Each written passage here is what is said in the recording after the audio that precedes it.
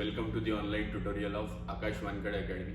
अगर आपको हमारे वीडियोस अच्छे लगते हैं तो प्लीज़ उसे लाइक कीजिए, शेयर कीजिए और सब्सक्राइब कीजिए। आज हम क्लास 10 का first chapter which is heredity and evolution, उसमें से Darwin's theory of natural selection पढ़ने वाले हैं। स्टूडेंट्स, आपको बताना चाहूंगा कि Charles Darwin has explained the theory of natural selection। Charles Darwin ने हमारे सामने theory of natural selection explain किया और इसी थ्योरी में उन्होंने हमें कहा कि देयर इज अ ओरिजिन और देयर इज अ सर्वाइवल और evolution of that organism which are naturally fittest। मतलब वही ऑर्गेनिजम्स इस वर्ल्ड में इवोल्यूट होते हैं जो सर्वाइवल में फिट रहते हैं। The strong organisms are going to evolute. और उन्होंने इस स्टडी को हमारे सामने ओरिजिन ऑफ इवोल्यूशन में रखा, ओरिजिन ऑफ स्पीसीज इस बुक में रखा। इसका नाम आपको ध्यान में रखना है कि दैट चार्ल्स डार्विन ने कौन से बुक में हमें उनके स्टडी के बारे में एक्सप्लेन किया, तो that is the origin of species. Charles Darwin ने कुछ पॉइंट्स हमारे सामने रखे कि भाई ऑर्गेनिजम्स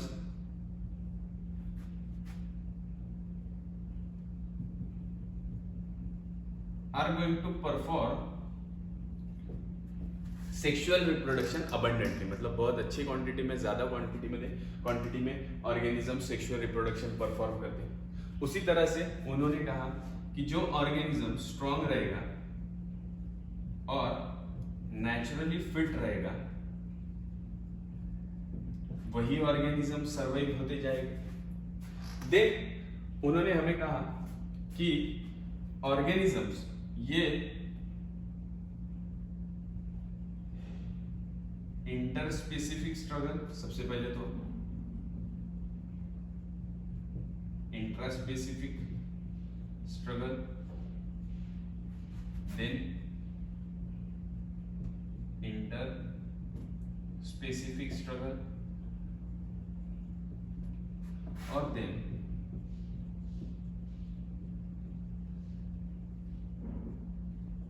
एनवायरमेंटल स्ट्रगल।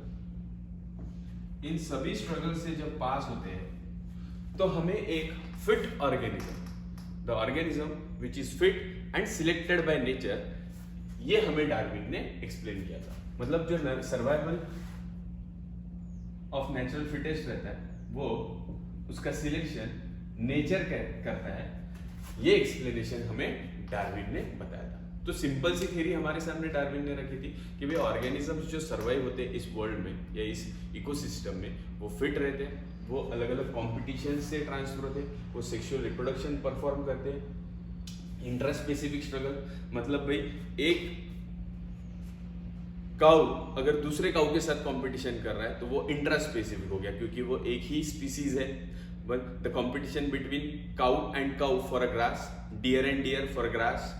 तो ये जो एक्सप्लेनेशन हो गया ये इंट्रास्पेसिफिक स्ट्रगल का। इंटरस्पेसिफिक मतलब the struggle between cow, horse, deer for grass, ये अलग अलग स्पीसीज हो गई तो उसे इंटरस्पेसिफिक स्ट्रगल कहा जाता है। मतलब ये दो स्ट्रगल होने के बाद अगर वो organism environmental struggle like drought, famine, earthquakes, volcano eruptions, ये जो नेचुरल कैलामिटीज है इससे भी पास करता है, तो जो सर्वाइव हुआ ऑर्गेनिज्म है वो नेचर में सर्वाइव करने के लिए फिट रहता है और वही स्पीसीज कंटिन्यू करके रहती है। ये हमको चार्ल्स डार्विन ने बताया। तो he has very important place in the theory of evolution, ये आपको ध्यान में रखना। But there were certain oppositions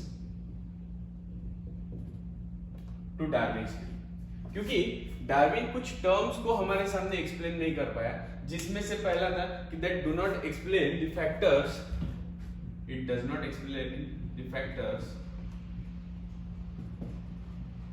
responsible for evolution। मतलब कौन से फैक्टर इवोल्यूशन के लिए रिस्पॉन्सिबल रहते हैं ये उन्होंने नहीं बताया।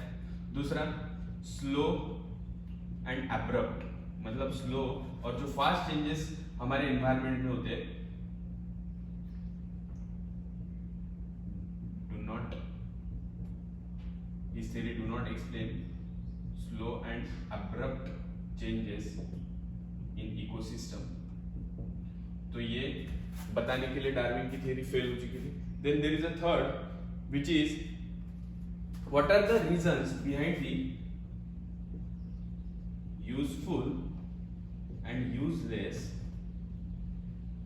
मॉडिफिकेशंस, मतलब जो भी मॉडिफिकेशंस हमारे एनवायरनमेंट में होते हैं, हमारे इकोसिस्टम में होते हैं, इन ऑर्गेनिजम्स, इसके बारे में एक्सप्लेन करना डार्विन ने हमें बताया नहीं।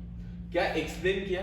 तो ऑर्गेनिज्म सेक्सुअली रिप्रोड्यूस होते हैं, स्ट्रॉन्ग और जो नेचुरली फिट ऑर्गेनिज्म रहते हैं उनका ही सर्वाइवल देखा जाएगा, और जो organism interspecific struggle, intraspecific struggle और environmental struggle, intraspecific the competition between cow and cow for the grass, interspecific the competition between cow, deer and horse for the grass, उसमें से अगर बच गए तो environmental calamities like earthquakes, natural calamities से अगर कोई ऑर्गेनिज्म बचता है तो उसे नेचुरली फिटेस्ट कहा जाता है। ये स्टडी हमें डार्विन ने, पर वो क्या नहीं बता पाया, तो देयर आर सम फैक्टर्स और द सम स्टेप्स और सम फंक्शनलिटीज जो हमें डार्विन ने नहीं बताई। उसमें से पहले थी that he did not explain the factors responsible for evolution. क्यों इवोल्यूशन हुआ, कौन से फैक्टर्स रिस्पॉन्सिबल है, ये नहीं बता पाया। Slow and abrupt changes in ecosystem, कभी कभी चेंजेस आते हैं इकोसिस्टम में जो स्लो रहते हैं, कभी कभी फास्ट चेंजेस आते हैं, तो वो नहीं बता सका। And useful and useless modification, मतलब कुछ ऑर्गेनिजम्स में कुछ यूजफुल तो यूजलेस मॉडिफिकेशंस भी देखे गए। अगर यूजलेस है पर वो बॉडी में प्रेजेंट है, पर क्यों है? क्योंकि सर्वाइवल ऑफ फिटेस्ट में तो सब अच्छे ही फंक्शनलिटीज ट्रांसफर होनी चाहिए। तो these were the aspects which is not explain, which are not explain by Darwin. तो आपको अच्छे से आपके टेक्स्ट बुक्स में वो पैराग्राफ पढ़ना है जो थ्योरी ऑफ नेचुरल सिलेक्शन के अंडर दिया गया है, which was explain by Charles Darwin. In the next lecture we will see Lamarckism. तो ये वीडियो आपको कंटिन्यूअसली देखना है, अगर नहीं समझ में आता है तो इसे रिपीट कीजिए एंड देन टेक्स्ट बुक से उसे